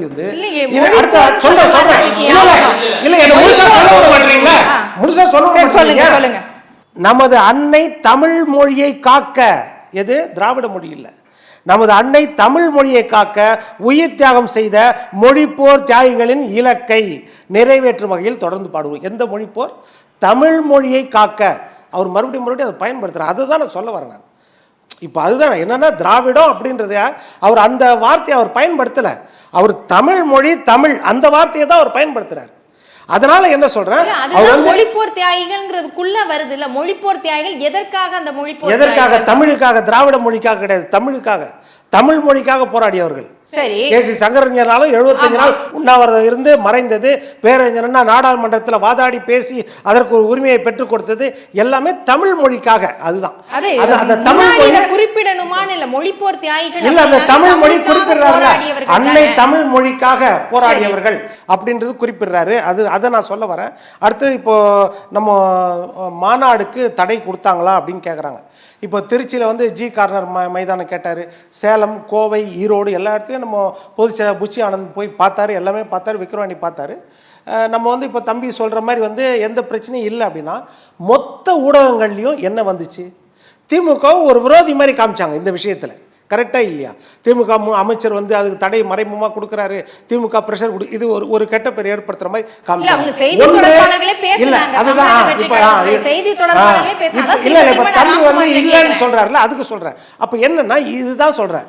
அதாவது எப்போ நேரம் வருமோ அப்ப நாங்க சொல்றோம்னு கிடையாது. இப்போ ஒரு கட்சி சந்திச்சு பேசினாரு, இல்ல இல்ல, ஒரு கட்சிக்கு கெட்ட பேர் வருதுன்னா ஒன்றே சந்திச்சு எங்க பொதுச்செயலாளர் பேசினாரு கூட செய்தி போட்டாங்க. இல்ல இல்ல, இது நான் என்ன சொல்றேன், பேசுறதுல நம்ம அது இல்ல, அதுக்கு ஒரு கட்சிக்கு கெட்ட பேர் வருதுன்னா ஒண்ணு நீங்க தலைமையில இருந்து மறுப்பு வரணும். இல்ல அந்த மாதிரிலாம் கிடையாது, நாங்க எங்களுக்கு கெப்பாசிட்டிக்கு ஏற்ற மாதிரி தான் நாங்க பார்த்தோம், அந்த மறுப்பு வரணும். இல்ல திமுக கட்சியில இருந்தா அந்த மறுப்பு வரணும். இல்ல வதந்தின்னு கிடையாது, அது வதந்தி மட்டும்தான் நிலைச்சு நிற்கும். நீங்க அதுக்கு அந்த காலத்தே செய்கின்ற மறுப்பு தான் அதை மறுக்க முடியும். இல்லைன்னா அந்த கடைசி வரைக்கும் அனுமதி கொடுக்கப்படலன்னு சொன்னாங்க. அதே நேரு உள்வீட்டு அரங்கத்துல சக்சஸ் மீட்டுக்கு மட்டும் எப்படி அனுமதி கிடைச்சது? புரியுதுங்களா நான் சொல்றது? இசை வெளியீட்டு விழாக்கு அனுமதி இல்லைன்னு இதே செய்தி ஊடகங்கள் தான் போட்டுக்கிட்டே இருந்தாங்க. அதே ஸ்டேடியத்தில் தானே உங்களுக்கு வெற்றி விழாக்கு அனுமதி கொடுத்தாங்க. அப்போ மட்டும் எப்படி கிடைச்சது? இல்ல அவங்க தேர்தல் விளக்கம் கொடுக்கலாம். எங்க தளபதி சொன்ன வார்த்தை, உண்மைக்கு விளக்கம் 100 தடவை கூட கொடுக்கலாம், பொய்க்கும் வதந்திக்கும் விளக்கம் கொடுத்தா அது உண்மையாயிடும். இல்ல பேசுனதே தமிழக வெற்றி கழகத்துடைய செய்தி தொடர்பாளர்களே பேசுனாங்க, தளத்துல பேசுறாங்க. திமுகவுக்கு என்ன பயமா? லாஜிக்கா யோசிங்க. அப்படி கொடுத்தாங்கன்னா அது அவங்களுக்கு பேக் ஃபயர் ஆகணும், திமுகவுக்கு தெரியாதா? அந்த இவ்வளவெல்லாம் யோசிக்கணுமா நான் கேக்குறேன். அதான் அவர் நானும் சொல்ல வரேன், விளக்கத்தை கொடுத்துட்டு நான் சொல்ற லாஜிக்கா இருக்கா, அவர் சொல்ற லாஜிக்கா இருக்கான்னு கேளுங்க. அவங்க நெருக்கடியை கொடுத்தா கூட இப்போ கிடைச்சிருக்கிற இடமும் தமிழ்நாட்டுக்குள்ள இருக்கிற இடம் தானே, அதுக்கும் நெருக்கடி கொடுக்கலாம், ஏன் கொடுக்கல? கெட்ட பேரை ஏற்படுத்துற மாதிரி ஒரு நடந்துடக்கூடாதுன்னு நாங்க மக்கள் நலன் சார்ந்து யோசிக்கிறோம், ரசிகர்கள் நலன் சார்ந்து நாங்க யோசிக்கிறோம், வரவனுக்கு எந்த பாதிப்பு வரக்கூடாதுன்னு யோசிக்கிறோம். முதல் முறை மாநாடு போடுறோம், அது எங்களுக்கு சக்சஸ்ஃபுல்லா முடிக்கணும்னு நாங்க யோசிக்கிறோம். நீங்க இஷ்டத்துக்கு நீங்க கார்டு போடுவீங்க, ஒவ்வொன்றுக்கும் நாங்க பதில் சொல்லிட்டு இருக்கணுமா? அது உண்மை. ஏன் பேசுறீங்க? அதிகாரப்பூர்வமா வர்றவங்க ஏன் அதை உறுதிப்படுத்துற மாதிரி பேசுறீங்க? நான் சொல்றேன், இப்ப நான் அதிகாரப்பூர்வமா தான் வந்திருக்கேன், அதிகாரப்பூர்வமா தான் நானும் சொல்லிட்டு இருக்கேன். இப்ப நீங்க நெருக்கடின்னு சொன்னா நான் ஆமான்னு தானே ஒத்துக்க முடியும். சரி, அப்படியா, அதுதான் செய்தியா அப்படியா அப்படிங்கறத நமக்கு மக்களுக்கு நம்ம தெரியப்படுத்துறோம். உங்க மூலமா தான் மக்களுக்கு செய்தி போகுது. அததான் வந்து நம்ம உறுதியா சொல்ல முடியும். அந்த விஷயத்துல தான் என்ன தீர்க்கமா இருக்கிறாங்களான்னு கேக்குறாங்க. சார் வந்து கேக்குறது என்னன்னா, எல்லா இடத்துலயும் அடுத்தடுத்த கட்டத்துக்கு போகும்போது இதுலயும் நம்ம ஒரு விழிப்புணர்வோட இருக்கணும். அந்த கவனமான ஸ்டெப்லாம் எடுத்து தான் வைக்கிறாங்க. அதுல எந்த ஒரு ஐயா சொல்லக்கூடிய விமர்சனத்தை நம்ம அப்படியே புறந்தள்ளிட்டு போக நான் விரும்பல. அதை நாங்க எடுத்துக்கிறோம். அது சரியாக இருக்கும் பட்சத்தில், அது தவறாக இருக்கும் பட்சத்தில் அதை மாத்திக்கிறோம். அதை நம்ம கரெக்டான கன்வே பண்றோம்னு வச்சுங்க மக்கள் கிட்ட. இந்த இடம் தொடர்பாக வரக்கூடிய செய்திகள் எல்லாமே வந்து ஒரு ஃபேக் அலிகேஷன் தான். அது இஷ்டத்துக்கு ஆடு போடுறாங்க, இது வந்துடும் அது வந்துடும், என்னென்ன தோணுதோ அவங்க கற்பனைக்கு ஏற்ப ஒரு கதையை அடிச்சு விடுறாங்க. அது என்னன்னா வியூஸ்காண்டி பண்ற ஒரு ஸ்ட்ராட்டஜி.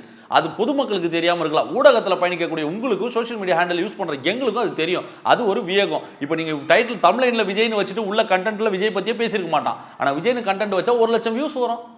அதை நீங்க தமிழ்லைன் யூஸ் பண்ணா வியூஸ் வரும். அது ஒரு ஸ்ட்ராட்டஜி. அதுக்காக வந்து இஷ்டத்துக்கு இன்னைக்கு ஆயிரக்கணக்கான யூடியூப் சேனல்கள் இருக்கு.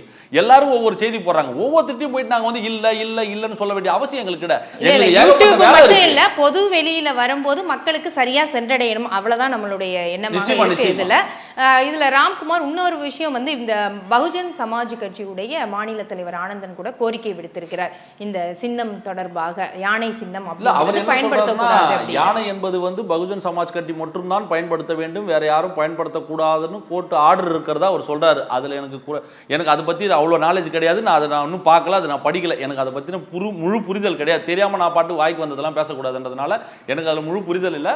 அது அடுத்த கட்ட நடவடிக்கை என்ன? இப்போ உங்களுக்கு வந்து எலெக்ஷன் கமிஷன் தான் நாங்களும் வந்து இப்போ அப்ளை பண்றோம். இந்த சின்னம், இந்த கொடி, இதெல்லாம் தான் நம்ம காட்டுறோம் போது அதில் அப்ஜெக்ஷன் வந்திருக்கலாம் இல்லைங்களா? உங்களுக்கு இது ஆல்ரெடி இருக்குன்ற மாதிரி ஆலோசனை எல்லாம் வந்திருக்கலாம். அந்த கிராஸ் செக்லாம் பண்ணாமலாம் இவங்க பண்ணியிருக்க மாட்டாங்க. இப்படிதான் அண்ணன் வேல்முருகன் அவர்கள் கூட வந்து டிவிக்கேன்னு சொல்லும்போது இதுல ஒரு மாற்று கருத்து இருக்கு, எங்க கட்சிக்கும் டிவிக்கேன்ற மாதிரி வருதுன்னும் போது தான் அவர் வந்து பதிவு பண்ணி வச்சிருந்தது வந்து டிவிவிகே, வேற ஏதோ ஒரு எக்ஸ்ட்ரா ஒரு லெட்டர் ஆட் பண்ணி தான் பண்ணியிருந்தாருன்றதுனால அந்த பிரச்சனை அப்படி முடிஞ்சது. அதே மாதிரி தான் அந்த பகுஜன் சமாஜ் பிரச்சனையிலையும் அந்த யானை சின்னம் என்பது இந்தியாவிலே யாரும் பயன்படுத்தக்கூடாதுன்னு அவங்க கோர்ட் ஆர்டர் இருக்கா, இல்ல பயன்படுத்தலாமா, இல்ல அதுக்கு எதனா விதிமுறைகள் இருக்கான்றதெல்லாம் வந்து உங்களுக்கு நம்ம வரும் நாட்களில் தான் நமக்கு தெரியும். இது ஸ்டார்டிங். அதுக்கான சட்ட சிக்கல் என்ன, இதுல இருக்கிற பிரச்சனைகள் என்னன்றது வந்து எனக்கு தெரியாது. தெரிஞ்சுட்டு வந்து நான் உங்களுக்கு விளக்கமா ஒரு பேட்டி தனியா தரேன். இதுல விவாதத்திலே நம்ம பேசிடலாம். மஞ்சுளா அவர்கள்ட்ட, அப்ப 2026 தேர்தல் களம் இப்பவே வந்து எல்லா அரசியல் கட்சிகளுமே அதற்கான முன்னெடுப்பை ஆரம்பிச்சுட்டாங்க. திமுக குழுவே போட்டுட்டாங்க, அடுத்தடுத்த கட்டத்துக்கு நகர ஆரம்பிச்சுட்டாங்க. அப்ப இந்த இடம், அந்த 2026 தேர்தல் களம் அப்படிங்கிறது எப்படி இருப்பதற்கு வாய்ப்புகள் இருக்கு? விஜய் வேற வரவு இருக்கிறது. இப்போ திராவிட கட்சியாக இருக்கக்கூடிய திமுகவுக்கு ஒரு பெரிய சவாலாக இருக்காது. ஏன்னா அது தொடர்ச்சியாக தன்னுடைய பயணத்தை வந்து பண்ணிக்கிட்டே இருக்கு, மக்களுக்கான திட்டங்களை வந்து நிறைவேற்றிக்கிட்டு இருக்கு. அதனால் அதுக்கு வந்து ஒரு பெரிய அச்சுறுத்தலாகவோ நெருக்கடியாகவோ இருப்பதற்கு வாய்ப்பு இல்லை. இப்போ நீங்கள் அடுத்ததாக ஒன்று கேட்கும் பொழுது, தமிழக வெற்றி கழகத்தை வந்துட்டு திமுகவை சார்ந்த தொண்டர்கள் வந்து எதிர்ப்பு காட்டிக்கிட்டே இருக்கிறாங்களே. இப்போ தமிழக வெற்றி கழகம் தனக்கான எதிரி திமுக அப்படின்னு சொல்லும்போது, அப்போ திமுக தரப்புல இருந்து இது தன்னை வந்து தற்காத்துக்க வேண்டிய ஒரு சூழல் வந்து இயல்பாகவே அமையுது இல்லையா? அதனால அந்த மாதிரியான ஒரு இது வந்து தாக்குதல் என்பது ரொம்ப இயல்பானது. இப்போ நீங்க என்ன தாக்குனீங்க அப்படின்னு சொன்னா பதிலுக்கு வந்து ஒன்று நான் என்னை காப்பாற்றிக்கணும், என்னை காப்பாற்றிக்கும் பொழுது நான் அவங்கள தாக்க வேண்டியதாக வரும். அதுதான் போயிட்டு இருக்கே தவிர மற்றபடி வேற ஒன்றும் பெரியதான ஒரு அச்சுறுத்தல் அப்படின்றது இருக்கிறதா எனக்கு வந்து தெரியலை. இப்போ அடுத்ததாக இந்த தமிழக வெற்றி கழகத்தை பொறுத்த வரைக்கும் கூட்டணி அப்படின்றது வந்து அமையாது அப்படின்னு நான் நம்புகிறேன். அதனால் அப்போது எத்தனை முனை தேர்வுகள், அதாவது தேர்தலுக்குள்ள எத்தனை முனை போராட்டம் இருக்கும் அப்படின்னு பார்த்தீங்கன்னா ஒரு 5 முனையில் இருக்கும் அப்படின்னு யோசிக்கிறேன் நான். ஏன்னா இப்போ சமீபத்தில் முடிஞ்ச தேர்தலில் வந்து 4 முனை போட்டிகள் அப்படின்னு இருந்தது. இப்போது கூடுதலாக 5ஆக வந்து வரலாம். அதுக்குள்ளே அதிமுக வந்து தன்னை ஸ்திரப்படுத்திக்குமா அப்படின்ற ஒரு கேள்வி வந்து இப்போ நமக்கு புதுசாக வந்து முளைச்சிருக்கு. இப்போ சமீபமாக கள்ளக்குறிச்சியில் நடந்த அந்த கள்ளச்சாராய விவகாரத்துக்கு தமிழக வெற்றி கழகத்தினுடைய தலைவர் வந்து குரல் கொடுத்தாரு. அடுத்ததாக அந்த மாணவர்களுக்கு வந்து பரிசு கொடுக்கும் பொழுது தமிழ்நாட்டுக்குள்ளே இந்த மாதிரி போதை, இந்த மாதிரியான பொருட்கள் வந்து அதிகமாக இருக்குது அப்படின்னு சொல்லும் பொழுது அது மறைமுகமாக திமுகவை, இன்னைக்கு இருக்கக்கூடிய அரசாங்கத்தை தாக்குவதாக இருக்கின்றது. அப்போ அந்த அரசாங்கம் எந்த கட்சின்னு பார்க்கும்பொழுது திமுக. மறுபடியும் அது தனக்கான ஒரு தாக்குதலாக இங்கே புரியப்பட்டு இப்படி தான் வந்து போயிட்டுருக்கு. இப்போ இந்த சூழலில் அதிமுகவும் என்ன பண்ணுதுன்னா, அங்கே இருக்கக்கூடிய சூழலுக்கு ஏற்ற மாதிரி அவங்கள போய் பார்க்கணும், அந்த நபர்களை சந்திக்கணும், அதுலேருந்து நமக்கான ஒரு ஓட்டுகளை வந்து அறுவடை பண்ணணும் அப்படின்னு சொல்லி இந்த மாதிரியான வேலைகளை எல்லாம் முன்னெடுக்கிறாங்க.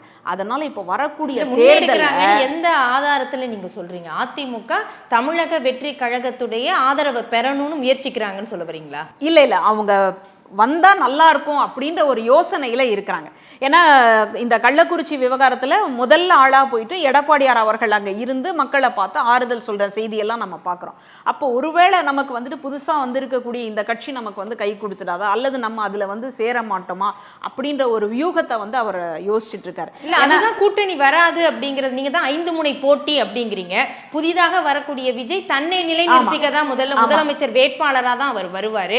அப்படி இருக்கும்போது கூட்டணி அப்படிங்கிறது எப்படி வரும் உங்களுக்கு? இல்ல, அந்த மாதிரி யோசிக்கிறாங்க அப்படின்னு சொல்ல வரேன். அதிமுகவில் அப்படி ஒரு பார்வை இருக்கு அப்படின்னு சொல்லிட்டு, ஆனா இவர் வந்துட்டு தன்னை தனியா நிரூபிக்கணும் அப்படின்ற ஒரு நிலைப்பாட்டில் தான் இவர் வந்து இருக்காரு. இப்போ எனக்கு என்ன ஒரு பெரிய சந்தேகம் அப்படின்னா, பல கோடிகளில் சம்பளம் வாங்கக்கூடிய ஒருத்தர் எப்படி அந்த துறையை அப்படியே தன்னிச்சையாக விட்டுட்டு இந்த பக்கம் வருவாரா அப்படின்றது இன்னும் கூட எனக்கு வந்து உள்ளுக்குள்ள ஒரு கேள்வியாக. அவர் தான் தெளிவுபடுத்திட்டாரு. இன்னும் உங்களுக்கு ஏன் சந்தேகம் வந்துகிட்டே இருக்கு? காலம் எந்த இடத்துல அந்த சந்தேகம் வருது? இல்ல, காலம்னு ஒண்ணு இருக்கு. ஏன்னா ஆரம்ப கட்டத்துல அவரை வந்துட்டு நடிகராகவே ஏத்துக்கல.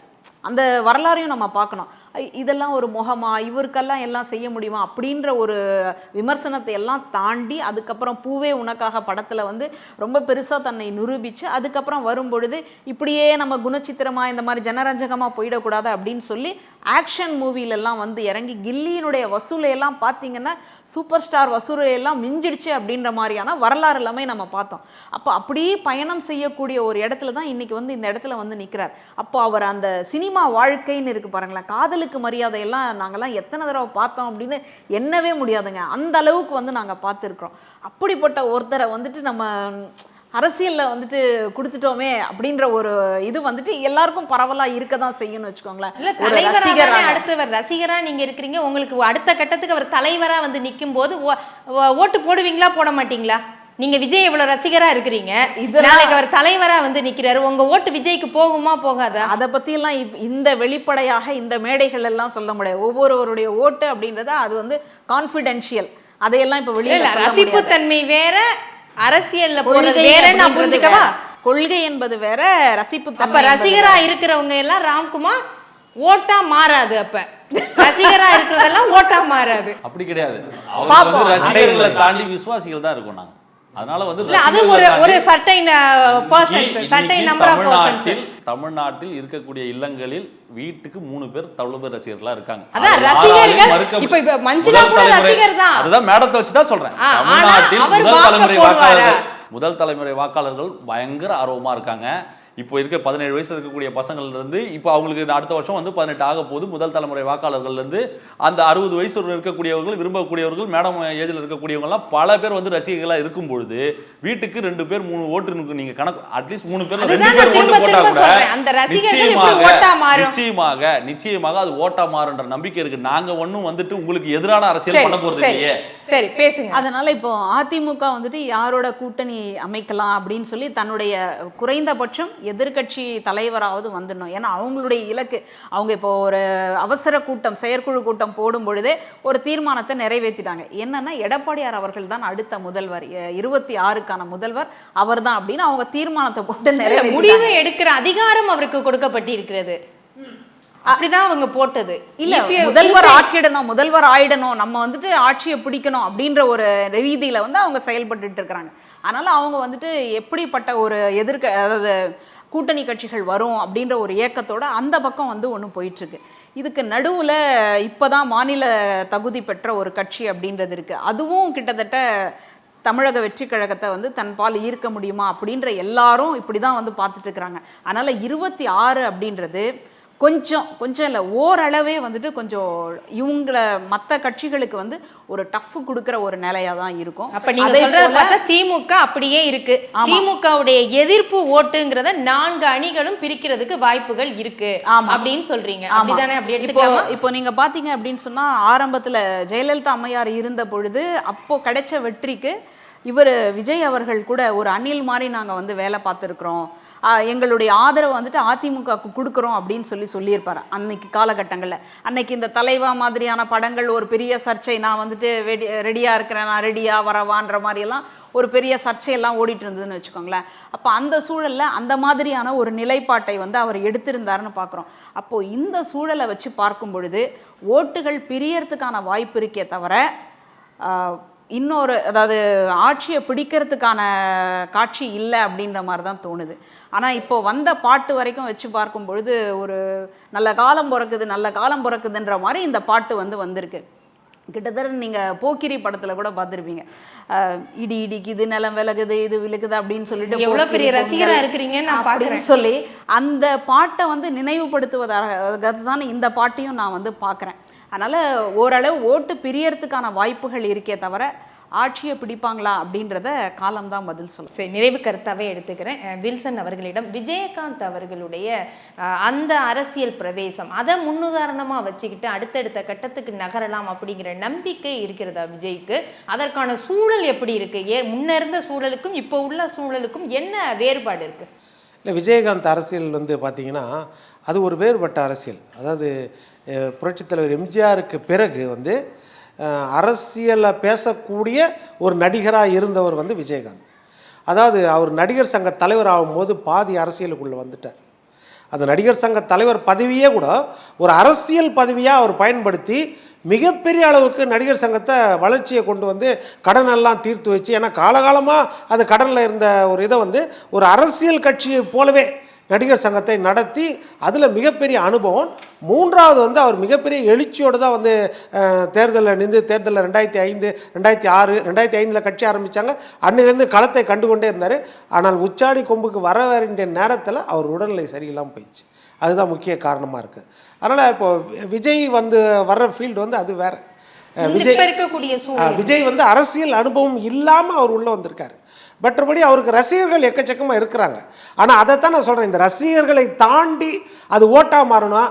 கதாநாயகனாக பார்க்குறவங்க அத்தனை பேருமே அவரை தலைவனாக பார்த்து அது ஓட்டாக மாற்ற மாட்டாங்க. நம்ம சகோதரி மாதிரி ரசிகர்களாக இருப்பாங்க, அது வேற விஷயம். அது ஓட்டாக மாறணும்னா அப்போ அவருக்கு அரசியலில் இன்னும் உழைப்பு தேவை, இன்னும் போராட்டங்கள். இப்போ தம்பி ஒரு விஷயம் சொன்னார், என்னென்னா அவர் ஒரு 5 நிமிஷம் பேசினார் அந்த நம்ம போதை கலாச்சாரம், அதுக்கே எங்களுக்கு நிறைய டென்ட் வந்துச்சு. இது போல் நிறைய இடிகள் வரும், ஆனால் ஃபேஸ் பண்ணி தான் ஆகணும். அதுதான் முக்கியம். அதை தாண்டி நிற்பார்னு அப்படின்ற ஒரு நம்பிக்கை இருக்குது. ஆனால் இந்த தேர்தலில் அவர் 100% தனியாகத்தான் தமிழக வெற்றி கழகம் நிற்கும்னு நான் நினைக்கிறேன், என்னோட அனுபவத்தில். ஏன்னா அவங்க அவங்களுடைய கெப்பாசிட்டியை முதல்ல காமிக்கணும்னு தான் பார்ப்பாங்க. அது முதல் விஷயம். அப்படி இல்லைன்னா யூகமாக நம்ம கற்பனை பண்ணணும் அப்படின்னு நினச்சா ஒரு 3-4 வாய்ப்பு இருக்கிறது. முதல் 90% தனியாக தான் நிற்பாங்க. அப்படி இல்லைன்னா அவர் தேசிய நீரோட்டத்தின் மீது மிகுந்த அக்கறை கொண்டவர் விஜய்னு. அதனால் ஒருவேளை காங்கிரஸோட கூட்டணி வைக்க இவருடைய தலைமையில், விஜய் கட்சியோட தலைமையில் காங்கிரஸ் கூட்டணி சேரக்கூடிய வாய்ப்பு இருக்கலாம். வாய்ப்பு இருக்குதா? காங்கிரஸ் அப்படி வருமா? இது கொள்கை இருக்கலாம், வாய்ப்பு இருக்கலாம். ஒன்றிய அரசு மத்தியில பாஜக இருக்கு, அதை எதிர்த்து இங்க இருக்கணும்ங்கிறது இந்தியா கூட்டணிக்குள்ள இல்ல. அவங்களுடைய கொள்கை என்னன்னா, எப்படி நீங்க தாண்டி விஜயோட இல்ல, அவங்க எப்படின்னா திமுக இங்க ஆளுங்கட்சி, திமுக எதிர்த்து அரசியல் பண்ணணும்.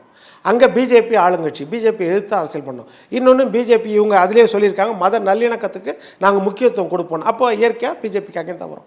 அப்போ ஒருவேளை, நான் அதை கற்பனையில் தானே சொல்கிறேன், ஒருவேளை அப்படி இருந்தால் இவர்கள் தலைமையும் இருக்கணும்னு பார்ப்பாங்க. அப்போ இவர்கள் தலைமையின் போது ஒரு காங்கிரஸ் வாய்ப்பு இருக்குது. இல்லையே இப்போ சகோதரி சொன்ன மாதிரி திமுகவுக்கு எதிரான அந்த ஆன்டி திமுக ஓட்ஸ் எல்லாத்தையும் டுகெதர் பண்ணணும் அப்படின் பொழுது ஒருவேளை தமிழக வெற்றி கழகம், அப்புறம் காங்கிரஸ், அதிமுக இப்படி ஒன்று வரக்கூடிய ஒரு வாய்ப்பு இருக்கிறது. அது ஒரு வாய்ப்பு இருக்கிறது. எல்லாத்தையும் ஒருங்கிணைக்கணும். எப்படி இண்டி கூட்டணி அகில இந்திய அளவில் மாறுபட்ட கட்சி கொள்கையில் விரோத கட்சிகள் எல்லாம் ஒன்றா சேர்ந்தாங்களோ அப்படி ஒரு வாய்ப்பு இருக்குது. 4வது வாய்ப்பு தான், கடைசி வாய்ப்பு தான் நாம் தமிழர் கட்சியோ இல்லைனா தமிழக வெற்றி கழகமோ ஒன்றா சேர்த்துக்கு. ஏன்னா அவங்களும் முதலமைச்சராக இருக்கணும்னு பார்ப்பாங்க, இவங்களும் முதலமைச்சராக இருக்கணும்னு பார்ப்பாங்க. இதெல்லாம் நம்ம யூகத்தில் சொல்கிறது. 190% தனியாக தான் நிற்பார் விஜய் அப்படின்றது தான் 2026 தேர்தலில் சகோதரி சொன்ன மாதிரி 4 முனை போட்டியோ 5 முனை போட்டியோ இருக்க வாய்ப்பு இருக்கிறது. ஆனால் அப்படி இருந்தால் திமுகவுக்கு தான் அதிக வாய்ப்பு இருக்கிறது அப்படின்றதும் ஒரு நிதர்சனமான உண்மை தான். சரி, இதை நிறைவு கருத்தாக நான் எடுத்துக்கிறேன். நிறைவு கருத்தாக ராம்குமார் அவர்களிடம். இல்லை, ஐயா சொன்னதுக்கு ஒரு சின்ன முரண். எதிர்பாராததே எதிர்பாருங்கள், அது சொல்லி நான் முடிச்சுக்கிறேன். அது அவர் சொன்னார் 90% 10% சில கமல் எப்படி வந்துட்டு எப்படி போனாரு, நீங்க அந்த டயலாக் சொல்றதுனால எனக்கு ஞாபகம் வருது. கமலையும் மற்ற அரசியல் கட்சி தலைவர்கள் கூடலாம் வந்து தளபதியை கம்பேர் பண்ணாதீங்க. அவங்க வேற, இவர் வேற. அதனால வந்து இந்த கம்பேரிசனே வேண்டாம். அரசியல் களம் எப்படி வேணாலும் மாறலாம், ஆனால் இவரை தவிர்த்துட்டு இனிமேல் உங்களால் அரசியல் செய்ய முடியாது. நீங்கள் இன்னும் ஆதரித்து பேசணும், இல்லை எதிர்த்து பேசணும், தவிர்த்துட்டு பேச முடியாது. அந்த இடத்துக்கு இவர் நிச்சயமாக போவார். ஏன்னா அந்த அளவுக்கு மக்கள் ஆதரவு இருக்குன்னு நாங்கள் நம்புகிறோம். கொடி அனௌன்ஸ்மெண்ட் பண்ணிட்டோம். அடுத்து மாநாடு, அடுத்து தேர்தல். இதுதான் எங்களோட நோக்கம். ஐயா சொன்னது மாதிரி ரசிகர்கள்லாம் வந்து வாக்காளர்கள்லாம் மாறுவாங்கன்னா அவங்கள அரசியல் மயப்படுத்துறதுக்கான வேலையை பார்க்கறது தான் நாங்கள் இருக்கிறோம். கிரவுண்டில் இறங்க போகிறோம். அதாவது ரசிகனாக இருக்கணும், தொண்டனாக மாற்றணும். அவனுக்கு வந்து என்னென்ன விஷயங்களை போதிக்கணும், அரசியலை கற்றுக் கொடுக்கணும், எது பேசணும் எது பேசக்கூடாதுன்னு அவங்களை டீச் பண்ணுறதுக்கு எங்களுக்கு எங்கள் தளபதி சொன்ன கொள்கைகள் கோட்பாடுகளை மக்கள்கிட்ட கொண்டு போய் சேர்க்கறதுக்கான ஒரு தலையாய கடமை எங்களுக்கு இருக்குது. அதை போய் மக்கள்கிட்ட போய் கொண்டு போய் சேர்க்கணும். கொடியை போய் மக்கள்கிட்ட போய் கொண்டு போய் சேர்க்கணும். ரசிகனை தொண்டனாக மாற்றணும், அரசியல் மயப்படுத்தணும். அதுக்கான வேலைகள்லாம் நாங்கள் கடந்த ஒரு 1.5 வருஷமாகவே பண்ணிக்கிட்டு இருக்கோம். சோஷியல் மீடியாவில் நீங்கள் பார்த்தீங்கனாலே தெரியும், சண்டை போட்டுருந்தவன் இன்றைக்கி அரசியல் பேச ஆரம்பிச்சிருக்கான போது அதுவே ஒரு மிகப்பெரிய ஒரு மாற்றம் தான். இனி வரும் காலங்களில் நீங்கள் பாருங்கள், நம்ம எதிர்பார்த்தது ஒன்று, இவங்க அதுக்கு மேலே இருக்காங்களேன்ற ஒரு விஷயம். அந்த உங்கள் ஒப்பீனியனை நீங்கள் சேஞ்ச் பண்ணுற மாதிரி எங்களோட செயல்பாடுகள்லாம் இருக்குன்றதை இந்த இடத்துல நான் பதிவு பண்ணி 26 நிச்சயமாக எங்கள் தளபதி ஜெயிப்பார்ன்றதை இந்த இடத்துல நான் பதிவு பண்ணி என் நிறைவு கருத்தை முடிச்சுக்கிறேன். நன்றி, வணக்கம். நன்றி. பொறுத்திருந்து பார்க்கலாம் விஜய் அவர்களுடைய அடுத்த கட்ட அரசியல் நிகழ்வுகளை. விருந்தினர்களுக்கு நன்றி, வணக்கம். சுவைத்தவர் நெஞ்சுமெல்லாம் சமைத்தவர் நிலைத்திட உங்கள் சமையலில் எங்கேயும் strong கட்டுப்பெருங்காயம். Periyar Maniam Institute of Science and Technology, Tanjavur, CSE with specialization in AI and ML and data science and cyber security. மின்னம்பலம்.com, தமிழின் முதல் மொபைல் பத்திரிகை.